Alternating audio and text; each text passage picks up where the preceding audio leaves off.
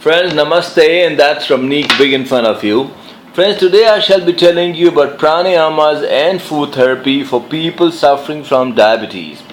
Now, friends, there are several pranayamas for people suffering from diabetes. However, according to me, the best ones are number 1, Kapalbhati, number 2, Agni Sara Pranayama, number 3, External Retention Nari Shodhan Pranayama, number 4, Double Retention Nari Shodhan Pranayama, number 5, Bhaya Pranayama. So these are the best pranayamas for people suffering from diabetes.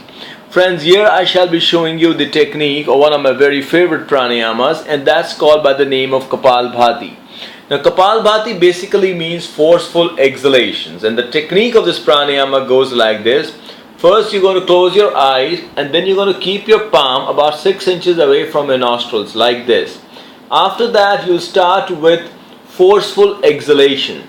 Now, friends, here I shall be showing you the first stage of Kapalbhati pranayama. In the first stage, there is a gap of 1 second between two successive forceful exhalations. Remember, friends, that in this pranayama, the inhalations are passive and they take place on their own. All what you're concerned is the forceful exhalation. So close your eyes like this and let's start.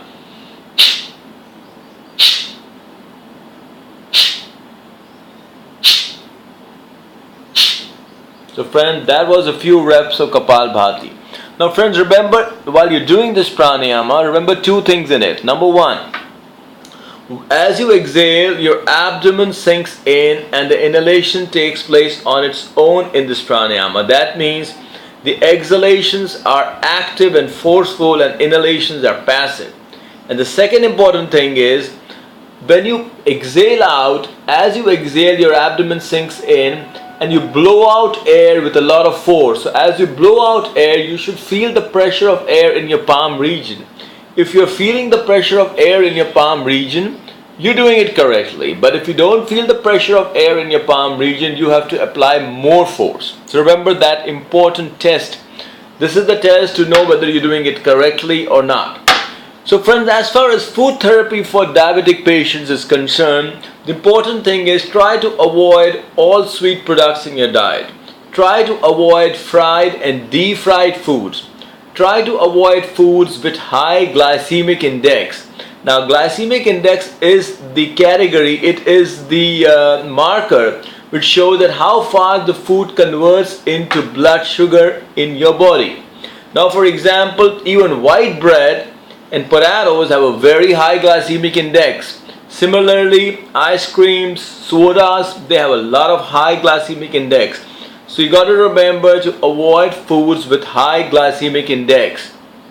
Next, try to take in a lot of soluble fiber in your diet, because that also delays the food being converted into sugar in your body. Now, things like oat, things like apple, because that's got pectin in it, grapefruit, that's got pectin in it, psyllium husk, they've got high soluble fiber. Then beans, they again have high soluble fiber. To try to take foods with high soluble fiber content in it. Then naturally there are things like bitter gourd juice, that means Karela juice, is jamun seeds crushed, those you can take. Then there are other several things like tulsi, which means holy basil, that's again good for diabetes. Then there are other good things for diabetes like you can take in a small mulethi seeds. That's called fenugreek seeds. You can take that. That's again very good for diabetes.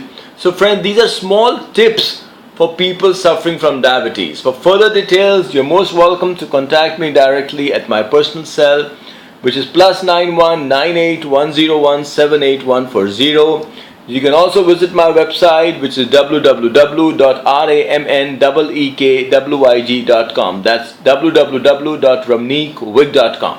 Thank you, friends. Namaste and have a great day ahead.